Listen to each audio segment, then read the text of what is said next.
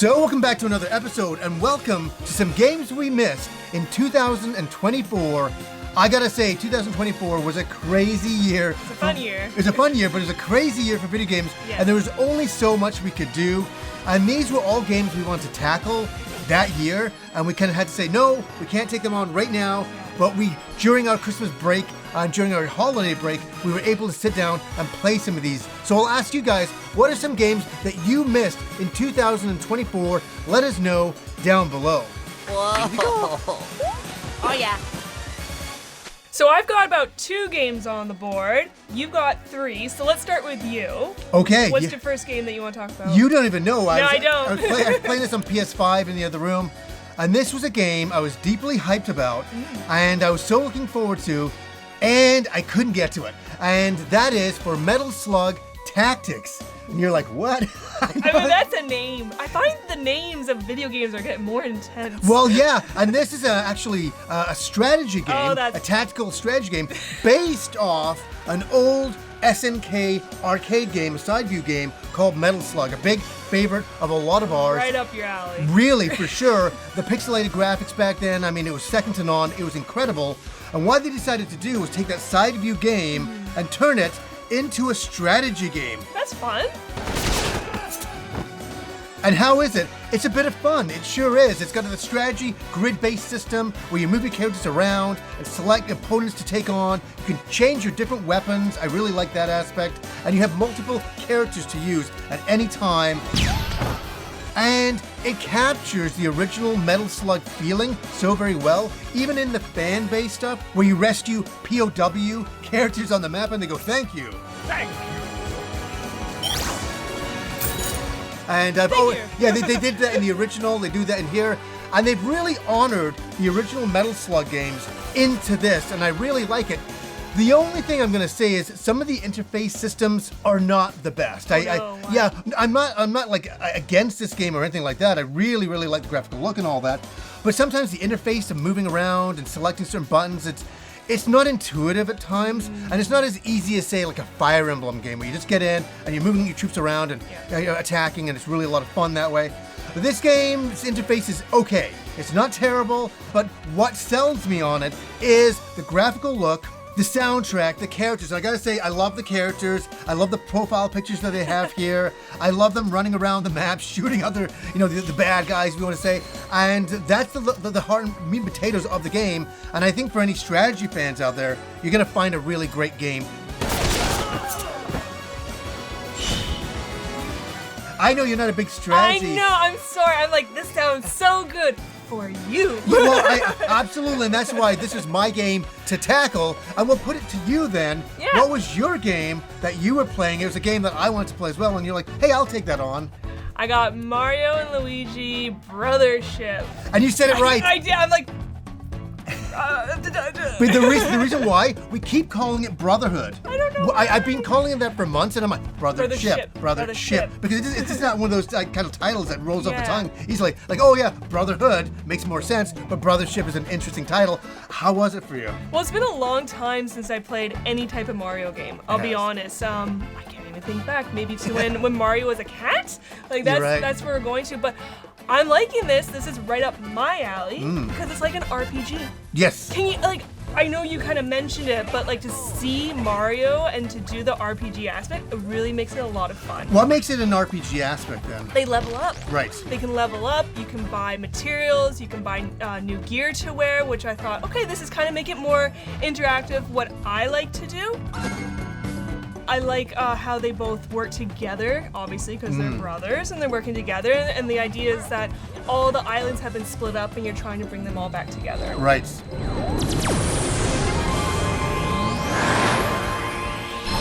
The combat in this game is turn-based. So I'm just like, this game is wonderful. I love it.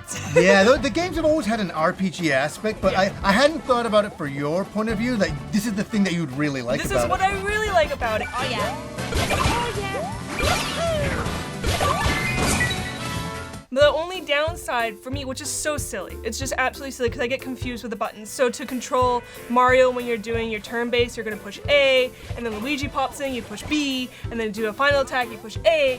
So I'm constantly thinking to click A first, but to activate Luigi, you have to first start A so that you can click what you want to do. Right. But then for him to hit his B, and Mario jump in, it's A, and I'm always clicking A, and then I get hit back, and I'm like, come on, I'm just trying to click A, but I forgot to attack. You guys. That's funny. It's so silly.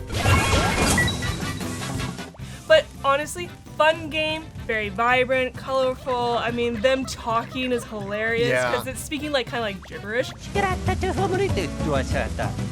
Oh yeah. Yeah, kind of like Animal Crossing. Kind of like Animal. That's what I was thinking too. Yeah, Very it's like Animal Crossing. Very Animal Crossing. And the faces on some of the characters, I'm like, gosh, what is that? And then it dawned on me. You came in. I'm like, John, look. It's for when you like put in plugs. Their faces Oh yeah, are like little plugs. little plugs. That's for sure. I don't know how that went over my head. I gotta say, I love the graphical style when you were playing it. I walk in the room and I love Mario and Luigi's look in this. They Yes. look like so much fun, and playing it, they really kind of look like that as well. And yeah, there's been some other games in the series in the past, but this is the one game that I kind of really like the 3D of, because they've gone full 3D with Full this. 3D And yeah. my game. Yeah. I'm glad that you really enjoyed it quite a bit. That's really cool. Oh yeah. So that's 1 for 1. Now, what else have you been doing? Okay, this is a game that I must admit I was on the fence about, thinking I don't like, and a lot of other people were thinking it too, that this game's probably not going to be any good.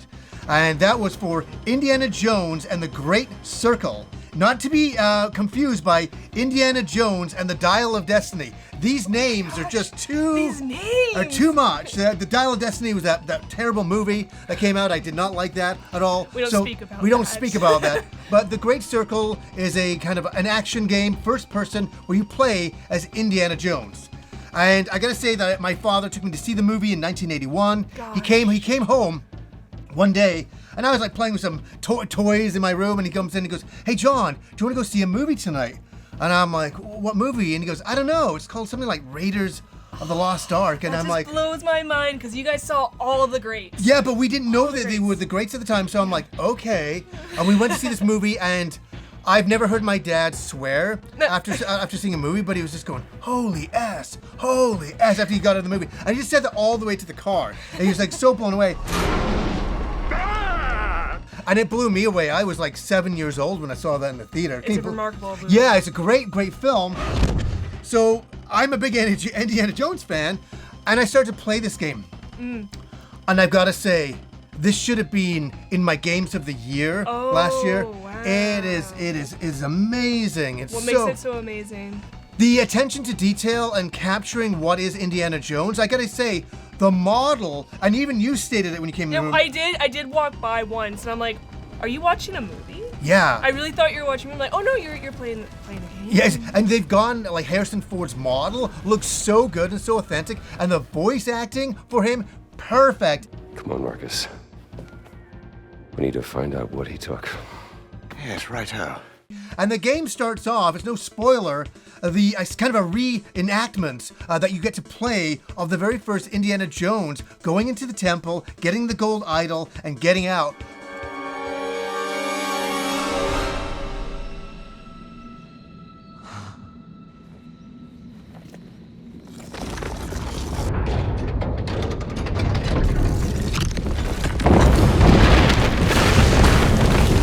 And I must admit, I had a small tear in my eye, knowing that I was playing my childhood. Give me the whip. Throw me the idol. No time to argue. Throw me the idol, I throw you the whip. Give me the whip. Adios, senor. And it was amazing. And then that was unbelievable. And some people have said that there's been some performance issues. Like, some of my friends have said that the game doesn't work for them on the Xbox. And I played it on the Xbox. It was flawless for me. I had a great time all the way into the museum and all, looking around there. Everything was working for me. This is a museum. Careful. I feel bad that I couldn't get this in my games of the year last year, and I'm definitely going to pick up a copy of this. I know my friend Joe from GameSec bought an Xbox copy, but he returned it because there was like hardly anything of the game is actually on the disc. Oh no. So he's going to wait for the PS5 version. Hopefully they put more on. I'd buy the Xbox version if there was the game was on the disc more. I would too. But it isn't. But this is a definite game of the year. It's like a 9 out of 10 game. I was absolutely floored playing this, and I can't wait to jump back into the adventure. I didn't know how it was going to work in a first person. I'm like, really? How are they going to do that? Yeah, and then I'm whipping my whip, and I'm like, yep, it works for me. Whoopah! Yeah, super amazing. Crazy, senor. Okay, and Kim has been playing another RPG. What? Yeah, and this was one that I definitely wanted to tackle last year, and there was just too many games. And it was just like, we had our holiday break, and it was like, oh, we can kind of play some of these games. Kim took this on, and what is that game? That would be Romancing SaGa 2, Revenge of the Seven. Yes, and I just want to state something here. This is a 3D remake of a game from 1993. You're telling me that. At first I thought I heard 1983. And No, you're like, no. no. No. Wait, there's no video games like that. It's not that old. My friend Andrew came over. He had this thing called a Game Doctor at the time, so we could play like copied games on our Super Nintendo for Super Famicom games. And that's where I played. I think we played it in 1995, Romancing SaGa 2. And it's kind of like a Final Fantasy game, but with more characters. And yeah, I loved it back then. And then they're doing a full 3D remake. And it's beautiful. The character designs are wonderful. Walking around the city is great. Even the details when I walked into like an inn. Yeah. I see a picture of my guy and I'm like, oh, that's kind of funny. And like just all the details inside all the rooms. I do like all the different characters that you can select. And what I found fun in this game is that you don't get 4 characters to fight. You get 5. That was always the thing. I don't know what it was. I always thought, I always would love an extra character, and sure enough, you got 5. Well, a lot of that old game that I played from back then was just combat. Yeah, that's what I felt in this game. That's what it is. It's a combat-heavy game. But back then it was like, the amount of characters versus the amount of monsters. It's like, this is madness. But that was the game. It made it fun. Yeah. Strike first. So how is combat in the game? Combat is turn-based, which obviously we always like. We're very based that way with turn-based. Yeah. I shall teach you the basics of combat. I like the character design, like I said before. I even like how the bad guys are fighting bunnies. At one point, at first I'm like, are they good? No, they're not good. Of course not. Looks like I'm up. Yeah, I loved it when you were running into a town and all the monsters are like running towards you, like, come here, and he's like, it's comical. We were laughing. It's like, it's almost like a comedy. Yes. It's almost like a comedy. We have no recourse but to fight. But I gotta say that I really like the feeling that this game gives you. And as an RPG, it's really nice. It's that comfort RPG that I always love. Yeah, the character designs are there, the backgrounds are there, the combat is awesome. The monster designs are just silly, unique, and strange and weird, and you're like, yes, I love this. Well, you got this amazing looking king fighting a bunny or fighting a giant lizard, and I'm like, this is good. Yeah, I'd say this is up there as a game of the year as well. If you're an RPG fan, definitely. This is, I think, one of the biggest hidden gems of last year that everybody passed on this game. Everybody's like playing every other game, and here we got it right here. This game just got kind of lost in the shuffle, and I think for any RPG fan that's looking for a game to jump into, give this one a shot. Give it a shot. Give it a shot. You enjoy it very much. Yeah, just know there's a lot of combat. My resolve is Triple K. Keep up this momentum. So that wraps up my 2, but you got one more to talk about. One more, and it's a bit of an old school game made new again, and that is for Clock Tower Rewind, and I played it on PS5. And what's kind of interesting is this is translated and released for the first time from Japan, and yes, there has been some kind of like fan translations, but this is the first time it's officially being released over here. And it's a 16-bit horror classic, originally released on the Super Famicom. It's a bit of a cult classic, really, released in 1995. And you play as a teenage orphan called Jennifer, and you're exploring this haunting in the Barrows family mansion. And the big thing you need to do is avoid Scissor Man.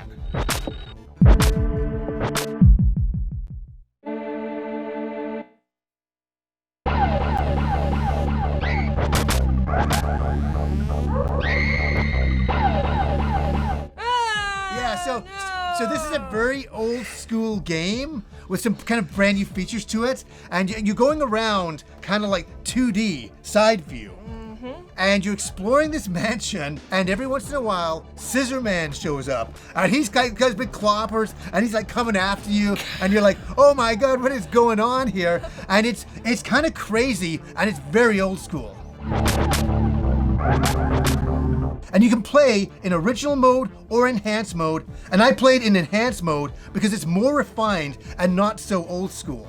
And one thing I love is the anime intro. It really harkens back to the 90s, and I think they did it perfectly without overdoing it too much, and I really love the anime aesthetic of that. And it has a really great atmosphere, this game. It really does. It's Really? the tension of walking around, kind of the use of sound effects for more of an ambiance style of feeling to it.